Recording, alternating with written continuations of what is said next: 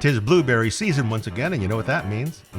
Blueberry crumble, with all the usual suspects. Blueberries, sugar, flour, lemon, salt, quick oats, brown sugar, vanilla, and butter.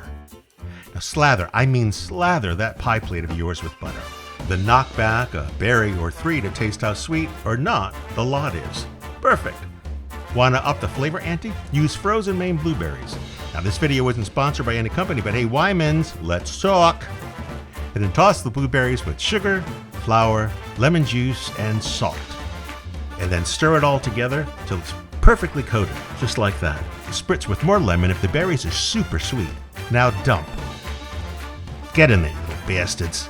Now for the crumble, mix the flour, oats, sugar, vanilla, salt. Stir it and then add the butter. Now give this a really good massage to distribute that butter.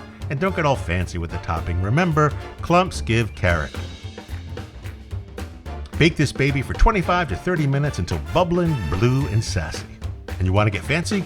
Make individual crumbles in the ramekins. People will think you went the extra mile, and don't you dare correct them.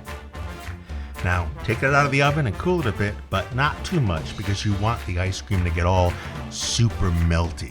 And now hide the kids and clutch your pearls because this is some serious XXX viewing. Ugh. Am I the only one craving a post-crumble cigarette right now?